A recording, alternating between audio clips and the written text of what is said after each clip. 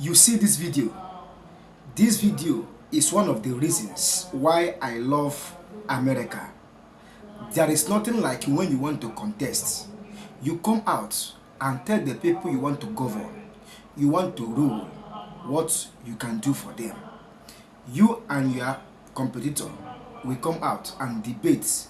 Anyone that have a good vision will be voted for. So it is good to debate so that you tell people what you are capable of.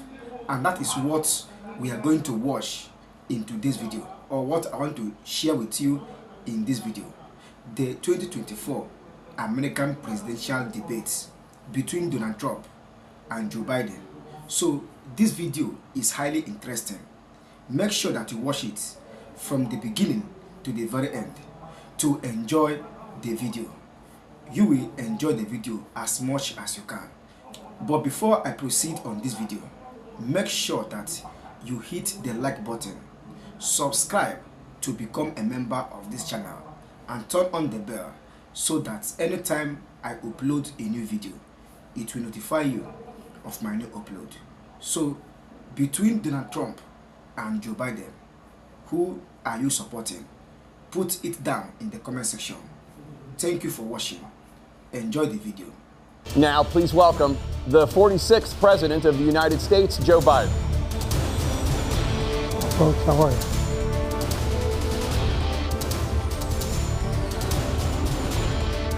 Great to be here. Thank you. And please welcome the 45th President of the United States, Donald Trump.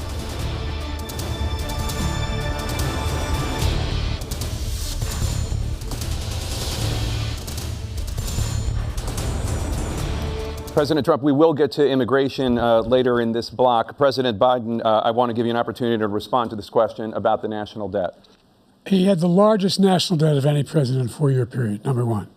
Number two, that $2 trillion tax cut benefited the very wealthy.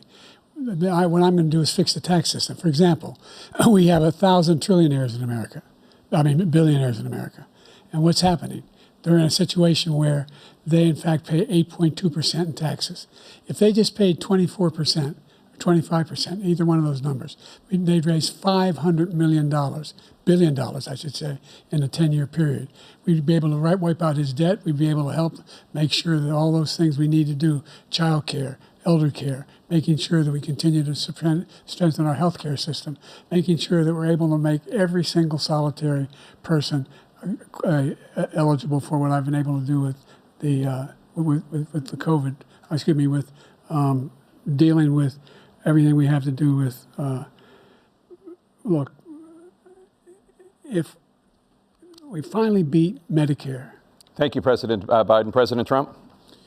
Well, he's right. He did beat Medicare. He beat it to death, and he's destroying Medicare because all of these people are coming in. They're putting them on Medicare. They're putting them on Social Security. They're going to destroy Social Security. This man is going to single-handedly destroy Social Security. These millions and millions of people coming in, they're trying to put them on Social Security. He will wipe out Social Security. He will wipe out Medicare. So he was right in the way he finished that sentence. And it's a shame. What's happened to our country in the last 4 years is not to be believed. Foreign countries, I'm friends with a lot of people, they cannot believe what happened to the United States of America. We're no longer respected.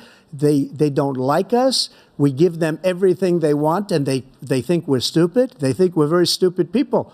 What we're doing for other countries, and they do nothing for us. What this man has done is absolutely criminal. President Trump, staying on the topic of immigration, you've said that you're going to carry out, quote, the largest domestic deportation operation in American history, unquote. Does that mean that you will deport every undocumented immigrant in America, including those who have jobs, including those whose spouses are citizens, and including those who have lived here for decades? And if so, how will you do it? Just 1 second. He said we killed 3 people. The people we killed are al-Baghdadi and Soleimani, the 2 greatest terrorists, biggest terrorists anywhere in the world. And it had a huge impact on everything, not just border, on everything. He's the one that killed people with the bad water, including hundreds of thousands of people dying and also killing our citizens when they come in. We are living right now in a rat's nest. They're killing our people in New York, in California, in every state in the union, because we don't have borders anymore. Every state is now a border. And because of his ridiculous, insane, and very stupid policies, people are coming in and they're killing our citizens at a level that we've never seen. We call it migrant crime. I call it Biden migrant crime. They're killing our citizens at a level that we've never seen before. And you're reading it like these three incredible young girls over the last few days. One of them, I just spoke to the mother, and they just had the funeral for this girl, 12 years old. This is horrible what's taken place. What's taken place in our country, we're literally an uncivilized country now. He doesn't want it to be. He just doesn't know. He opened the borders. Nobody's ever seen anything like. And we have to get a lot of these people out, and we have to get them out fast because they're going to destroy our country. Just take a look at where they're living. They're living in luxury hotels in New York City and other places. Our veterans are on the street. They're dying because he doesn't care about our veterans. He doesn't care. He doesn't like the military at all, and he doesn't care about our veterans. Nobody been worse. I had the highest approval rating for veterans taking care of the VA. He has the worst. He's gotten rid of all the things that I approved, choice that I got through Congress, all of the different things I approved, they abandoned. We had by far the highest, and now it's down in less than half because he's done all these great things that we did. And I think he did it just because I approved it, which is crazy. But he has killed so many people at our border by allowing all of these people to come in. And it's a very sad day in America. President Biden, you have the mic. Every single thing he said is a lie. Every single one. For example, veterans are a hell of a lot better off since I passed the PACT Act. 1 million of them now have insurance, and their families have it. Their families have it because what happened, whether it was Agent Orange or burn pits, they're all being covered now. And his group opposed that. We're also in a situation where we have great respect for veterans. My son spent a year in Iraq, living right next to one of those burn pits, came back with stage 4 glioblastoma. I was recently in France for D-Day, and I spoke all about those heroes that died. I went to the World War I cemetery he refused to go to. He was standing with his 4-star general, and he told me, he said, I don't want to go in there because they're a bunch of losers and suckers. My son was not a loser, was not a sucker. You're the sucker. You're the loser. President Trump? First of all, that was a made-up quote, suckers and losers. They made it up. It was in a third-rate magazine that's failing, like many of these magazines. He made that up. He put it in commercials. We've notified him. We had 19 people that said I didn't say it. And think of this. Who would say I'm at a cemetery or I'm talking about our veterans? Because nobody's taken better care. I'm so glad this came up, and he brought it up. There's nobody that's taken better care of our soldiers than I have. To think that I would, in front of generals and others, say suckers and losers. We have 19 people that said it was never said by me. It was made up by him, just like Russia was made up, just like the 51 intelligence agents are made up, just like the new thing with the 16 economists are talking. It's the same thing. 51 intelligence agents said that the laptop was Russia disinformation. It wasn't. That came from his son, Hunter. It wasn't Russia disinformation. He made up the suckers and losers, so he should apologize to me right now. 4-star general standing to your side who was on your staff who said you said it, period. That's number one. And number two, the idea that I have to apologize to you for anything along the lines. We've done more for veterans than any president has in American history. And they now are in their family. The only sacred obligation we have as a country is to care for our veterans when they come home and their families and equip them when they go to war. That's what we're doing. That's what the VA is doing now. They're doing more for veterans than ever before in our history. All right, thank you so much. Let's move to the topic of foreign policy. I want to begin with Russia's war against Ukraine, which is now in its 3rd year. Former President Trump, Russian President Vladimir Putin says he'll only end this war if Russia keeps the Ukrainian territory it has already claimed and Ukraine abandons its bid to join NATO. Are Putin's terms acceptable to you? First of all, our veterans and our soldiers can't stand this guy. They can't stand him. They think he's the worst commander-in-chief, if that's what you call him, that we've ever had. They can't stand him. So let's get that straight. And they like me more than just about any of them. And that's based on every single bit of information. As far as Russia and Ukraine, If we had a real president, the president that knew, that was respected by Putin, he would have never invaded Ukraine. A lot of people are dead right now, much more than people know. You know, they talk about numbers. You can double those numbers, maybe triple those numbers. He did nothing to stop it. In fact, I think he encouraged Russia from going in. I'll tell you what happened. He was so bad with Afghanistan. It was such a horrible embarrassment, most embarrassing moment in the history of our country, that when Putin watched that and he saw the incompetence, that he should have fired those generals, like I fired the one that you mentioned, and so he's got no love lost, but he should have fired those generals. No general got fired for the most embarrassing moment in the history of our country, Afghanistan, where we left billions of dollars of equipment behind. We lost 13 beautiful soldiers, and 38 soldiers were obliterated. And by the way, we left people behind, too. We left American citizens behind. When Putin saw that, he said, you know what? I think we're going to go in and maybe take this was his dream. I talked to him about it, his dream. The difference is he never would have invaded Ukraine, never. Just like Israel would have never been invaded in a million years by Hamas. You know why? Because Iran was broke with me. I wouldn't let anybody do business with them. They ran out of money. They were broke. They had no money for Hamas. They had no money for anything, no money for terror. That's why you had no terror at all during my administration. This place, the whole world is blowing up under him. President Biden? I've never heard so much malarkey in my whole life. Look, the fact of the matter is that we're in a situation where, let's take the last point first. Iran attacked American troops, caused brain damage for a number of these troops, and he did nothing about it. Recently, not when he was president. They attacked. He said they're just having headaches. That's all it is. He didn't do a thing when the attack took place, number one.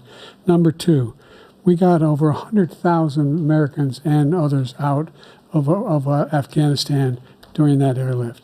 Number three, we found ourselves in a situation where, if you take a look at what Trump did in Ukraine, this guy told Trump, do whatever you want, and do whatever you want.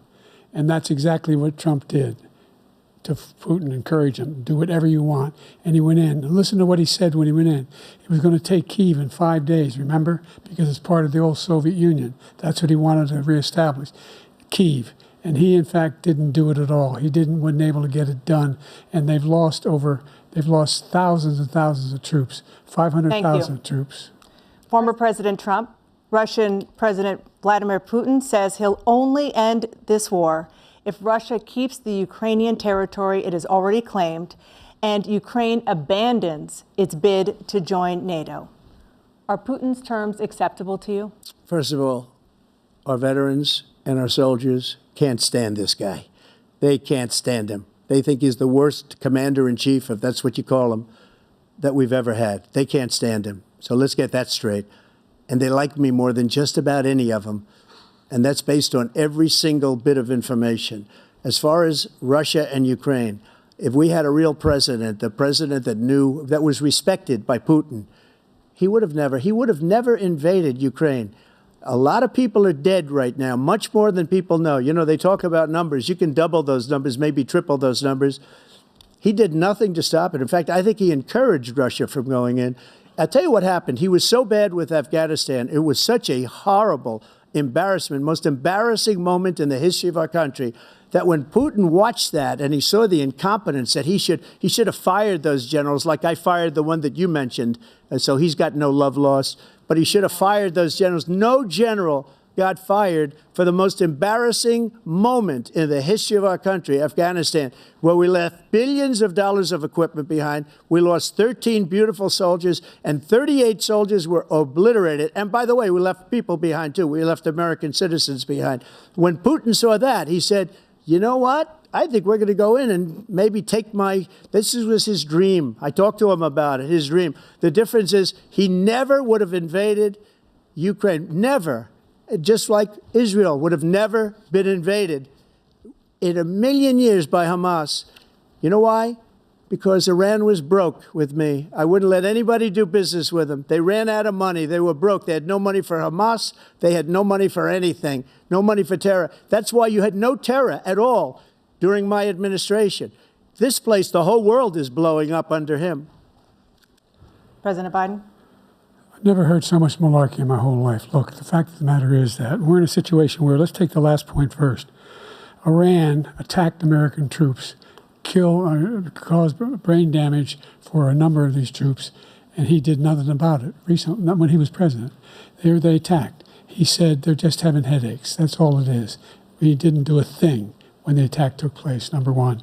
Number two, we got over 100,000 Americans and others out of Afghanistan during that airlift. Number three, we found ourselves in a situation where, if you take a look at what Trump did in Ukraine, this guy told Trump, do whatever you want, do whatever you want. And that's exactly what Trump did to Putin, encourage him, do whatever you want. And he went in. And listen to what he said when he went in. He was going to take Kyiv in 5 days, remember? Because it's part of the old Soviet Union. That's what he wanted to reestablish, Kyiv. And he, in fact, didn't do it at all. He wasn't able to get it done. And they've lost thousands and thousands of troops, 500,000 troops. President Trump, I never said that. For 1 minute, I just want to go back to my original question, which is, are Putin's terms acceptable to you? Keeping the territory in Ukraine? Acceptable. No, they're not acceptable. But look, this is a war that never should have started. If we had a leader in this war, he led everybody along. He's given $200 billion now or more to Ukraine. He's given $200 billion. That's a lot of money. I don't think there's ever been anything like it. Every time that Zelensky comes to this country, he walks away with $60 billion. He's the greatest salesman ever.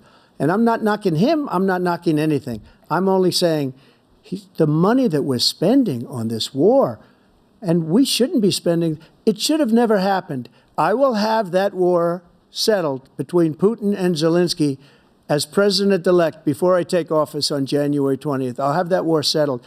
People being killed so needlessly, so stupidly, and I will get it settled, and I'll get it settled fast before I take office. President Biden, you have a minute. The fact is that Putin is a war criminal. He's killed thousands and thousands of people. And he has made one thing clear. He wants to reestablish what was part of the Soviet Empire, not just a piece. He wants all of Ukraine. That's what he wants. And then you think he'll stop there? Do you think he'll stop when if he takes Ukraine? What do you think happens to Poland? What do you think of Belarus? What do you think happens to those NATO countries? And so if you want a war, you ought to find out what he's going to do, because if in fact he does what he says and walks away, and by the way, all that money we give Ukraine are from weapons we make here in the United States. We give them the weapons, not the money at this point. And our NATO allies have produced as much funding for Ukraine as we have.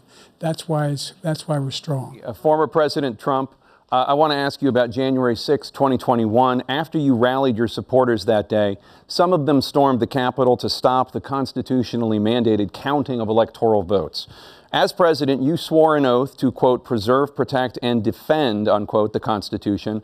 What do you say to voters who believe that you violated that oath through your actions and inaction on January 6th and worry that you'll do it again? Well, I don't think too many believe that. And let me tell you about January 6th. On January 6th, we had a great border. Nobody coming through, very few.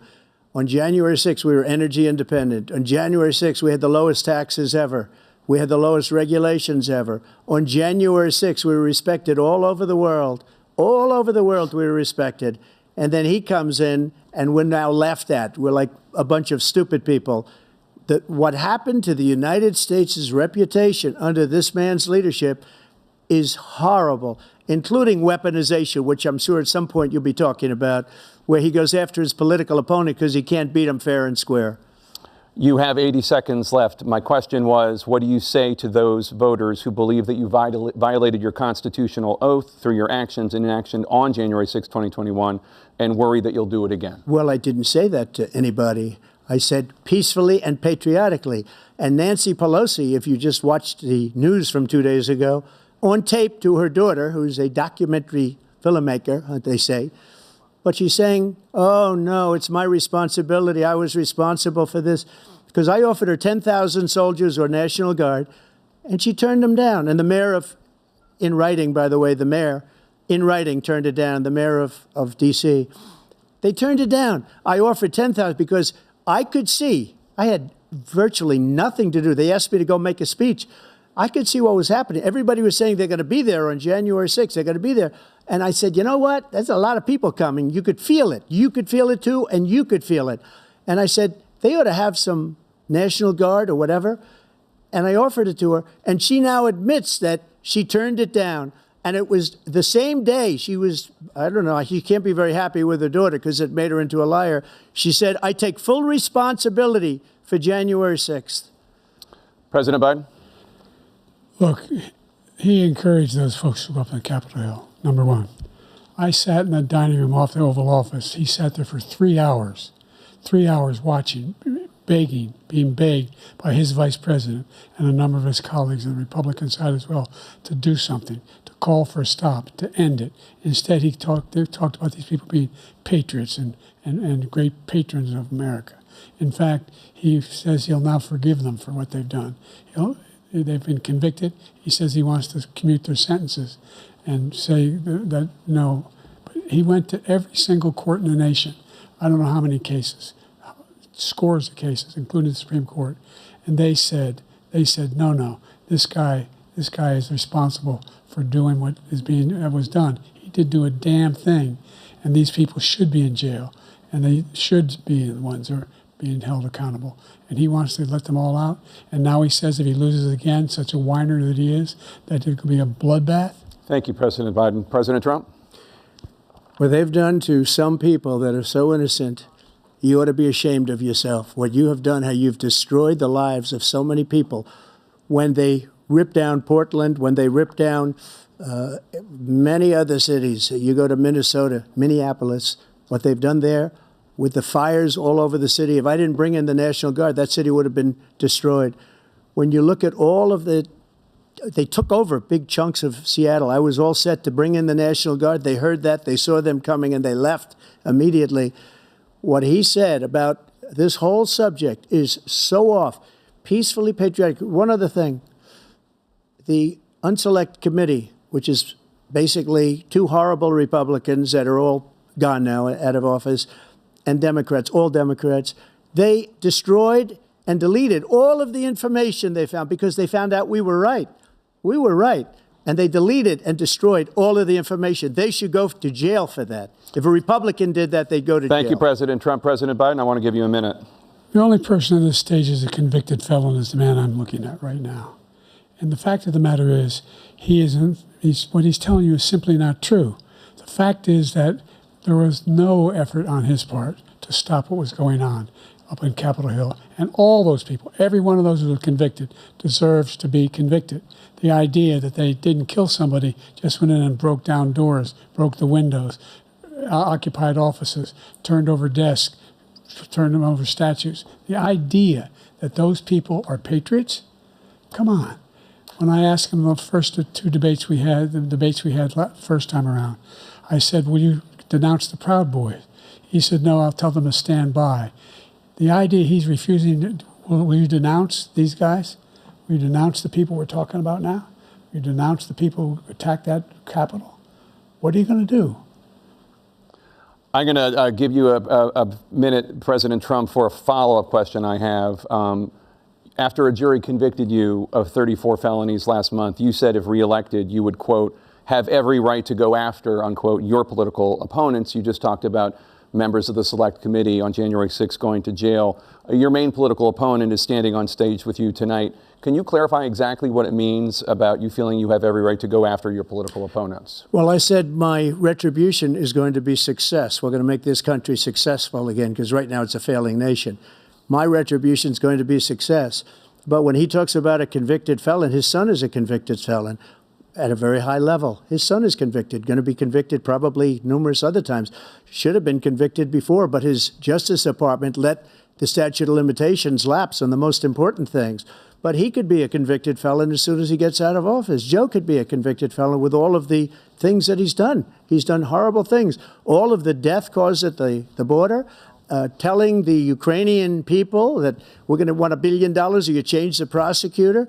Otherwise, you're not getting $1 billion. If I ever said that, that's quid pro quo. That we're not going to do anything. We're not going to give you $1 billion unless you change your prosecutor, having to do with the son. This man is a criminal. This man, you're lucky. You're lucky. I did nothing wrong. We'd have a system that was rigged and disgusting. I did nothing wrong. Thank you, President Trump. President Biden, you have said, I'm coming right to you, sir. You want to respond? Go ahead. I'll give you a minute to respond. The idea that I did anything wrong relative to what you're talking about is outrageous. It's simply a lie, number one. Number two, the idea that you have a right to seek retribution against any American just because you're president is wrong. It's simply wrong. No president's ever spoken like that before. No president in our history has spoken like that before. Number three, the crimes that you are still charged with, and think of all the civil penalties you have. How many billions of dollars do you owe in civil penalties for molesting a woman in public, for doing a whole range of things, of having sex with a porn star on the night while your wife was pregnant? I mean, what are you talking about? You have the morals of an alley cat. Give you a minute, sir. I didn't have sex with a porn star, number one. Number two, that was a case that was started and moved. They moved a high-ranking official, a DOJ, into the Manhattan DA's office to start that case. That case is going to be appealed and won. We had a very terrible judge, a horrible judge, Democrat. The prosecutor were all high-ranking Democrats, appointed people, and both the civil and the criminal. He basically went after his political opponent because he thought it was going to damage me. But when the public found out about these cases, because they understand it better than he does, he has no idea what these cases are. But when they found out about these cases, you know what they did? My poll numbers went up, way up. You know that because you're reporting it. And we took in more money in the last 2 weeks than we've ever taken in the history of any campaign. I don't think any campaign has ever taken. Hundreds of millions of dollars came pouring in because the public knows it's a scam, and it's a guy that's after his political opponent because he can't win fair and square. Let's turn to concerns that voters have about each of you. President Biden, you would be 86 at the end of your second term. How do you address concerns about your capability to handle the toughest job in the world well into your 80s? Well, first of all, I spent half my career being criticized being the youngest person in politics. I was the second youngest person ever elected to the United States Senate, and now I'm the oldest. This guy's 3 years younger and a lot less competent. I think that just look at the record. Look at what I've done. Look how I've turned around the horrible situation he left me. As I said, 15 million new jobs, 800,000 manufacturing jobs, more investment in America, over billions of dollars in private investment in enterprises that we are growing. By the way, we brought an awful lot of people. The whole idea of computer chips, we used to have 40% of the market. We invented those chips, and we lost it because he was sending people to find the cheapest jobs overseas and to bring home a product. So I went to South Korea. I convinced Samsung to invest billions of dollars here in the United States. And guess what? Those fabs, they call to build these chips, those fabs pay over $100,000. You don't need a college degree for them.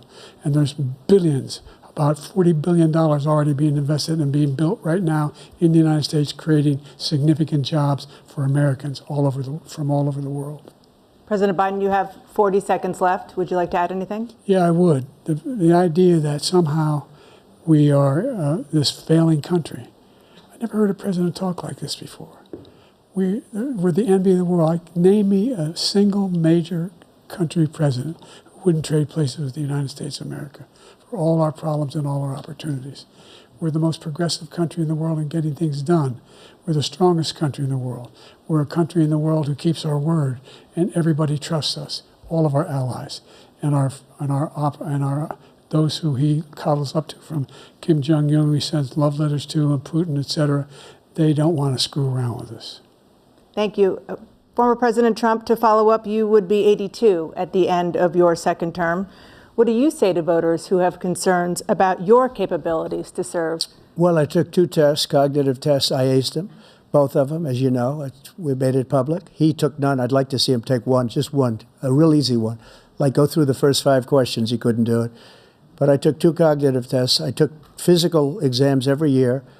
And, you know, we knock on wood wherever we may have wood, that I'm in very good health. I just won 2 club championships, not even senior, 2 regular club championships. To do that, you have to be quite smart, and you have to be able to hit the ball a long way. and I do it. He doesn't do it. He can't hit a ball 50 yards. He challenged me to a golf match. He can't hit a ball 50 yards. I think I'm in very good shape. I feel that I'm as in good a shape as I was 25, 30 years ago. Actually, I'm probably a little bit lighter, but I'm in as good a shape as I was years ago. I feel very good. I feel the same. But I was willing to take a cognitive test. And you know what? If I didn't do well, I aced him. Dr. Ronnie Jackson, who's a great guy when he was White House doctor. And then I took another one, a similar one. And one of them said they've never seen anybody ace him. Thank you. President Biden? You can see he is 6'5" and only 223 pounds, or 235 pounds. Well, you said 6'4", 200. Well, anyway, that's what anyway, just take a look at what he says he is and take a look at what he is. Look, I'd be happy to have a driving contest with him. I got my handicap, which when I was vice president, down to a 6. But by the way, I told you before, I'm happy to play golf with you if you carry your own bag. Think you can do it? That's the biggest lie. He's a 6 handicap of all. I was an 8 handicap. Yeah. 8. Never. But I have, you know how many? I've seen you swing. I know you swing. Okay, let's not act like children. President Trump, we're going to 21 turn Let's not act like children. You are to a child. specific concern that voters have about you. Will you pledge tonight that once all legal challenges have been exhausted, that you will accept the results of this election, regardless of who wins, and you will say right now that political violence in any form is unacceptable? Well, I shouldn't have to say that, but of course I believe that. It's totally unacceptable. And if you would see my statements that I made on Twitter at the time, and also my statement that I made in the Rose Garden, you would say it's one of the strongest statements you've ever seen. In addition to the speech I made in front of, I believe, the largest crowd I've ever spoken to, and I will tell you, nobody ever talks about that. They talk about a relatively small number of people that went to the Capitol, and in many cases were ushered in by the police. And as Nancy Pelosi said, it was her responsibility, not mine. She said that loud and clear. But the answer is, if the election is fair, free, and I want that more than anybody. And I'll tell you something. I wish he was a great president, because I wouldn't be here right now. I'd be at one of my many places enjoying myself. I wouldn't be under indictment because I wouldn't have been his political opponent, because he indicted me because I was his opponent. I wish he was a great president. I would rather have that. I wouldn't be here. I don't mind being here. But the only reason I'm here is he's so bad as a president that I'm going to make America great again. We're going to make America great again. We're a failing nation right now. We're a seriously failing nation. And we're a failing nation because of him. His policies are so bad. His military policies are insane. They're insane. These are wars that will never end with him. He will drive us into World War III, and we're closer to World War III than anybody can imagine. We are very, very close to World War III, and he's driving us there. And Kim Jong-un and President Xi of China, Kim Jong-un of North Korea, all of these, Putin, they don't respect him. They don't fear him. They have nothing going with this gentleman, and he's going to drive us into World War III. You want a World War III, let him follow and win, and let Putin say, do what you want, NATO. Just do what you want. There's a thing called Article 5. An attack on one is an attack on all, and required response. The idea, I can't think of a single major leader in the world who wouldn't trade places with the job I've done and what they've done.